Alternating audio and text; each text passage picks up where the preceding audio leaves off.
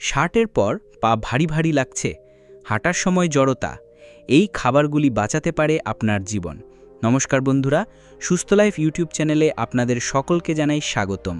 বন্ধুগণ, কিছুদিন আগে আমাদের চ্যানেলের এক দর্শক আমাকে কমেন্টের মাধ্যমে জানিয়েছিলেন যে তিনি প্রতিদিন সকালে হাঁটতে যেতেন, কিন্তু গত কয়েক সপ্তাহ ধরে হাঁটার সময় হঠাৎ পা ভারী হয়ে যাচ্ছে, এমনকি সিঁড়ি চড়তে গিয়েও অসুবিধার সম্মুখীন হচ্ছেন। বন্ধুগণ, হয়তো আপনাদের মধ্যেও অনেকেই এই ধরনের সমস্যায় ভোগেন। আপনি কি জানেন, এই সমস্যাটি 60 পেরোনোর পর হাজার হাজার মানুষের মধ্যে দেখা যাচ্ছে, এবং দুঃখের বিষয় বেশিরভাগ মানুষই এরকম বলে, বয়স হয়েছে তাই তো এরকম হচ্ছে। কিন্তু আপনারা বিশ্বাস করবেন না, আমার দাদু, বর্তমানে বয়স 85 বছর, তিনি দিব্যি হাঁটাচলা করতে পারেন, এখনও পা ব্যথা অনুভবই করেন না। বন্ধুগণ, তবে আপনারা চিন্তা করবেন না, আজকের এই ভিডিওতে আমি বলবো এমন 5টি বিশেষ খাবারের কথা যেগুলি শুধু পায়ের ভারী ভাব দূর করবেই না, বরং আপনাকে আরও কয়েকটি বছর সুস্থভাবে বাঁচিয়ে রাখতে সাহায্য করবে। ভিডিওটি একদম শেষ পর্যন্ত দেখুন, কারণ শেষে আমি বলবো একটি এমন প্রাকৃতিক খাবারের কথা যেটা সকালে খেলে পুরো শরীর হালকা বোধ করবেন এবং হাঁটার সময় আর সেই জড়তা থাকবে না। তবে চলুন এবার একে একে প্রতিটি গুরুত্বপূর্ণ বিষয় নিয়ে আলোচনা শুরু করি। তবে এক মুহূর্ত দাঁড়ান, এই আলোচনা শুরুর আগে আমি আপনাদের কাছ থেকে কিছু জানতে চাই। আপনি ঠিক এখন এই আলোচনাটি কোন জায়গা থেকে দেখছেন, আর আপনার বর্তমান বয়স কত? নিচে কমেন্টে অবশ্যই জানাবেন, কারণ আমাদের প্রতিটি কথোপকথনই আপনাকে আরও ভালোভাবে বুঝতে সাহায্য করে। বন্ধুগণ, আরেকটি কথা, এই ভিডিওটিতে যেহেতু আপনি ক্লিক করেছেন, তাই অনুগ্রহ করে শেষ পর্যন্ত দেখবেন, কারণ আমরা প্রতিটি পয়েন্ট অত্যন্ত বিস্তারিতভাবে আলোচনা করেছি। কিভাবে খাবেন, কখন খাবেন, সম্পূর্ণ তথ্যই আজকের এই ভিডিওটিতে পেয়ে যাবেন। তো চলুন একটি লাইক দিয়ে আজকের আলোচনাটি শুরু করা যাক। প্রথম খাদ্য পালং শাক।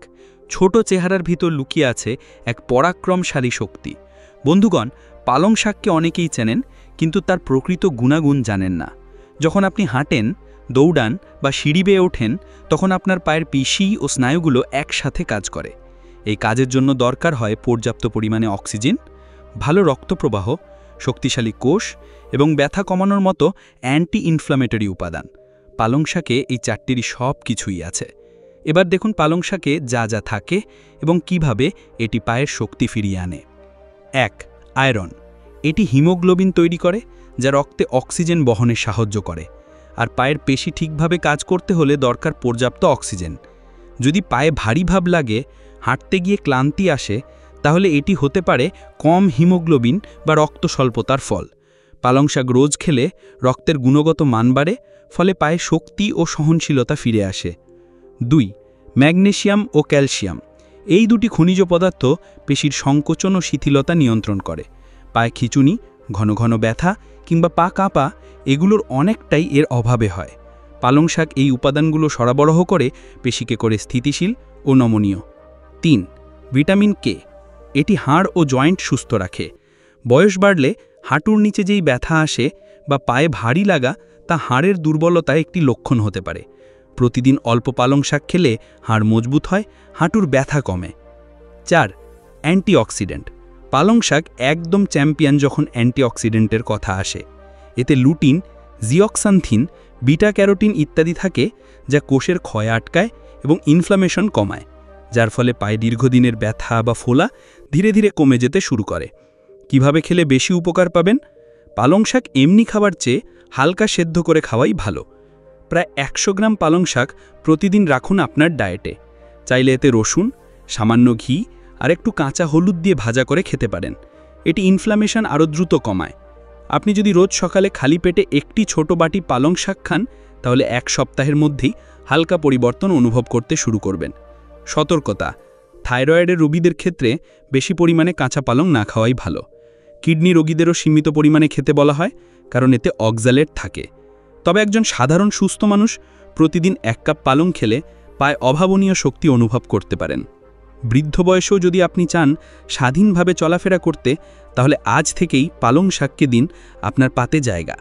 একদিন খেলেই ফল পাবেন না, ঠিক যেমন একদিন হাঁটলেই পেশি শক্ত হয় না। তবে নিয়ম করে খেলে এই সবুজ শাকই হতে পারে আপনার হাঁটার নতুন ভরসা। নাম্বার 2. ছোলা। ছোট দেখতে হলেও এর গুণে আছে পাহাড় সমান শক্তি। দেখতে ছোট, দামেও সস্তা, কিন্তু কাজ করে নিঃশব্দে গভীরে এগিয়ে। আমরা ছোলাকে অনেকেই পাত্তা দিই না।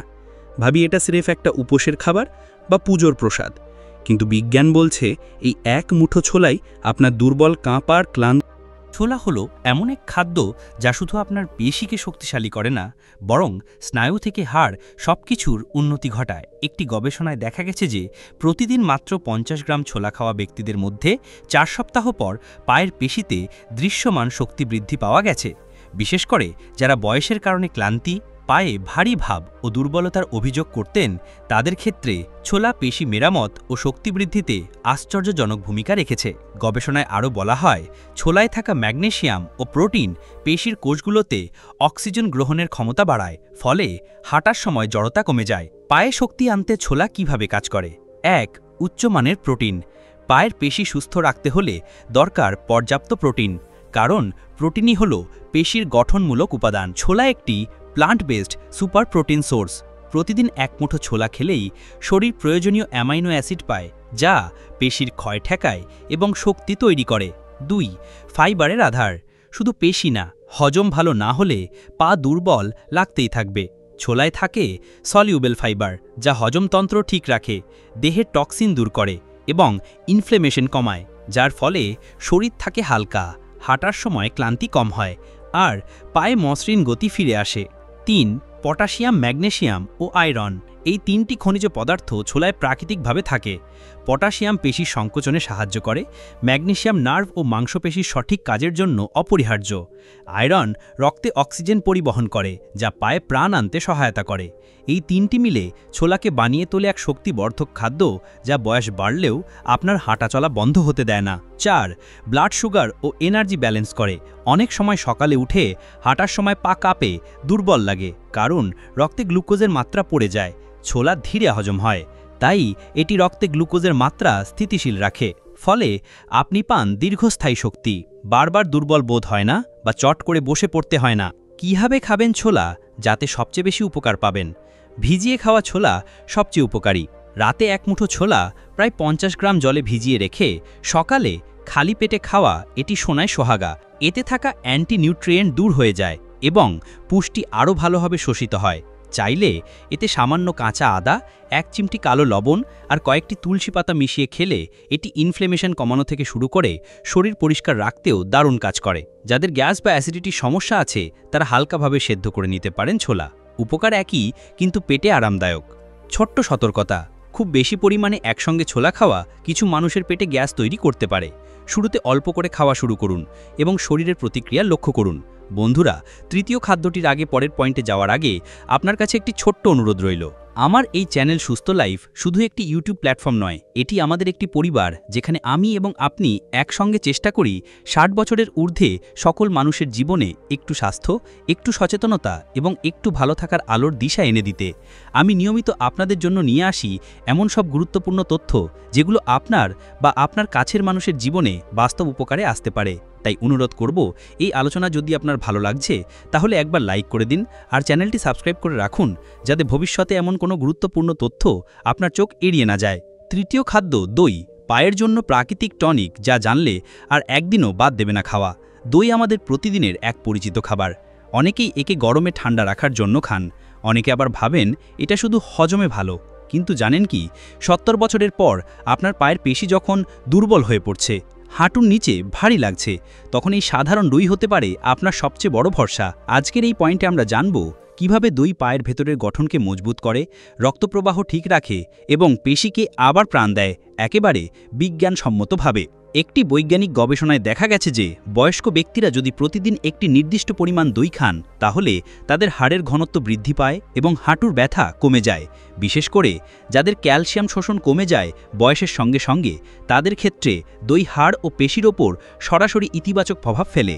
বিশেষজ্ঞদের মতে দইয়ে থাকা প্রোটিন, ক্যালসিয়াম ও প্রোবায়োজিটক উপাদান শুধু হাড় নয়, বরং পেশি, স্নায়ু ও অন্ত্রের স্বাস্থ্য উন্নত করে, যার ফলস্বরূপ পায়ে শক্তি ও ভারসাম্য ফিরে আসে। তাহলে দইয়ে আছে এমন কি? 1. ক্যালসিয়াম। দইয়ের অন্যতম বড় গুণ হচ্ছে এতে থাকে প্রাকৃতিক ক্যালসিয়াম, যা হাড়ের ঘনত্ব বাড়ায়। হাঁটুর নিচে বা পায়ের হাড়ে যারা ব্যথা অনুভব করেন, তাদের জন্য দই হতে পারে সবচেয়ে সহজ সমাধান। বয়সের সঙ্গে সঙ্গে হাড় ক্ষয় হতে থাকে, দই সেই ক্ষয় আটকাতে সাহায্য করে। 2. Vitamin D. এই ভিটামিন শরীরে ক্যালসিয়ামের শোষণ বাড়ায় আর পেশিকে শক্তিশালী করতে হলে শুধু ক্যালসিয়াম খেলে চলবে না, সেটা ঠিকমতো শরীরেও পৌঁছতে হবে। দই এই কাজটা চমৎকারভাবে করে। 3. প্রোটিন। দইয়ে থাকে সহজ পাচ্য প্রোটিন, যা বয়স্কদের জন্য অত্যন্ত উপযোগী। এই প্রোটিন পেশির ক্ষয় রোধ করে এবং দুর্বল পায়ে শক্তি ফিরিয়ে আনে। 4. প্রোবায়োটিক। দইয়ের সবচেয়ে উপকারী অংশ হল এর প্রোবায়োটিক ব্যাকটেরিয়া। এটি অন্ত্রকে পরিষ্কার রাখে, হজম ঠিক রাখে এবং শরীরে টক্সিন দূর করে। ফলে আপনি অন্যান্য খাবার থেকেও পায়ের জন্য দরকারি পুষ্টি ভালোভাবে শোষণ করতে পারেন। তলে দেই কিভাবে খাবেন। প্রতিদিন 1 বাটি টক দই 100 থেকে 150 গ্রাম খাওয়া যেতে পারে দুপুর বা সকালের খাবারের সঙ্গে। চাইলে এতে সামান্য ভাজা জিরার গুঁড়ো ও বিট লবণ মিশিয়ে খেতে পারেন। এতে হজম আরও ভালো হবে। কারা দই এড়িয়ে চলবেন। যাদের ঠান্ডা, সাইনাস, কাশি বা অ্যালার্জির সমস্যা আছে তারা দই খাওয়ার আগে চিকিৎসকের পরামর্শ নিন। রাতের বেলা দই খাওয়া ঠিক নয়, বিশেষ করে বয়স্কদের ক্ষেত্রে, কারণ এটি ঠান্ডা সৃষ্টি করতে পারে ও সাইনাসের ঝুঁকি বাড়ায়। দিনে একবার, বিশেষত দুপুরে খাওয়াই সবচেয়ে নিরাপদ ও উপকারী। নম্বর 4, চলুন। ধরুন এক সকালে আপনি ঘুম থেকে উঠলেন, হাঁটতে গেলেন, কিন্তু আপনার হাঁটার গতি আগের মতো নেই, পা যেন টানছে না, ভারী লাগছে, আর ভিতর থেকে মনে হচ্ছে শক্তি কোথাও কমে গেছে। ঠিক এমন সময় যদি আমি বলি প্রতিদিন মাত্র 4টা কাঠবাদাম আর 2টা আখরোট খেলে আপনার পা শক্তিশালী হতে শুরু করবে। হ্যাঁ, শুনতে খুব সাধারণ লাগলেও বাদাম এক প্রকার প্রাকৃতিক শক্তিকণিকা, যেটি আপনি চোখে দেখেন না, কিন্তু শরীর সেটা ঠিকই টের পায়। কেন বাদাম, আখরোট, কাঠবাদাম পায়ের শক্তি বাড়াতে সহায়তা করে? আসলে বয়স বাড়ার সঙ্গে সঙ্গে আমাদের পেশি ক্ষয় হয়, হাড় দুর্বল হয় আর কোষগুলোর মধ্যে জ্বালানির ঘাটতি পড়ে যায়। এইসব জায়গাতেই বাদাম এসে ম্যাজিকের মতো কাজ করে। বিশেষ করে কাঠবাদাম আর আখরোটে থাকে ওমেগা 3 ফ্যাটি অ্যাসিড, যা পেশির প্রদাহ কমায় এবং কোষের শক্তি যোগায়। ভিটামিন ই ও ম্যাগনেসিয়াম, যা হার্ট মজবুত করে। প্রোটিন ও অ্যান্টিঅক্সিডেন্ট, যা পেশির ক্ষয় প্রতিরোধ করে এবং কোষ পুনর্গঠন করতে সাহায্য করে। আর সবচেয়ে বড় কথা, এগুলো একেবারেই প্রাকৃতিক এবং সহজলভ্য। অনেক গবেষণায় দেখা গেছে প্রতিদিন নিয়ম করে বাদাম খেলে শুধু মস্তিষ্কই নয়, পায়ের পেশি এবং হাড়ের কার্যক্ষমতা অনেকটা বাড়ে। বিশেষ করে মেডিকেল জার্নাল অফ নিউট্রিশনের প্রকাশিত এক গবেষণায় বলা হয়েছে নিয়মিত আখরোট খাওয়া বয়স্কদের হাঁটার গতি এবং ভারসাম্য বজায় রাখতে কার্যকর ভূমিকা রাখে। কখন এবং কিভাবে খাবেন? এখন প্রশ্ন আসতে পারে, কিভাবে খাওয়া উচিত? সকালের নাস্তায় খালি পেটে 4টে ভেজানো কাঠবাদাম ও 2টি আখরোট খেলে সবচেয়ে বেশি উপকার হবে। বাদামগুলো আগের রাতেই জলে ভিজিয়ে রাখলে সেটি সহজে হজম হয়, আর এতে থাকা এনজাইমগুলো শরীরে ভালোভাবে কাজ করে। চাইলে এগুলোর সঙ্গে 1 কাপ দুধ বা একটি কলাও খেতে পারেন। এটা পেশির জন্য এক প্রকার শক্তির প্যাকেজ। কারা বাদাম খাবেন না বা সতর্ক থাকবেন? যদিও বাদাম উপকারী, তবু কিছু বিষয় মাথায় রাখতে হবে। যাদের বাদাম জাতীয় খাবারে অ্যালার্জি আছে তারা বাদাম একেবারেই খাবেন না। ডায়াবেটিক রোগীরা বেশি পরিমাণে বাদাম না খেয়ে ডাক্তারের পরামর্শ অনুযায়ী সীমিত পরিমাণে খাবেন। কিডনি রোগীদের জন্য অতিরিক্ত বাদাম খাওয়া কিছু ক্ষেত্রে পটাশিয়ামের ভারসাম্য নষ্ট করতে পারে, সেক্ষেত্রে চিকিৎসকের পরামর্শ নেওয়া জরুরি। পঞ্চম খাদ্য, পান্তা ভাত। গরিবের খাবার নয়, বরং স্বাস্থ্য রক্ষার এক গুপ্ত চাবি। বন্ধুরা, কখনো ভেবেছেন আপনার ঠাকুমা বা দাদু সময়কার সেই সহজ সরল খাবারগুলি কিভাবে তাদের এতদিন সুস্থ রেখেছিল? আজকাল আমরা সুপারফুডের নামে হাজার হাজার টাকা খরচ করি, অথচ একটা সময় ছিল যখন গ্রামেগঞ্জের সকালের খাবার মানেই ছিল 1 বাটি পান্তা ভাত। আমার দাদু বলতেন, পান্তা খা, দেখবি হাঁটু ব্যথা বলবে গুড বাই। তবে আজকের এই আধুনিক যুগে আমরা সেই পান্তা ভাতকেই অবহেলা করছি। অথচ 60 বছরের পর যখন হাঁটতে কষ্ট হয়, পায়ে ব্যথা, জয়েন্টে জড়পা, তখন এই গরিবের খাবারই হতে পারে আপনার শরীরের জন্য সবচেয়ে বড় দাওয়াই। চলুন আজ জেনে নেই কেন পান্তা ভাত হতে পারে এক অলৌকিক ঔষধ, বিশেষ করে আপনার বার্ধক্যের শরীরের জন্য। পান্তা ভাত সত্যিই কি এত উপকারী? হ্যাঁ বন্ধুরা, পান্তা ভাতও মানে শুধু ঠান্ডা ভাত আর জল নয়, এটি এক প্রাকৃতিকভাবে গাজন হওয়া খাদ্য। আর গাজন মানেই শরীরের জন্য উপকারী ব্যাকটেরিয়ার জন্ম।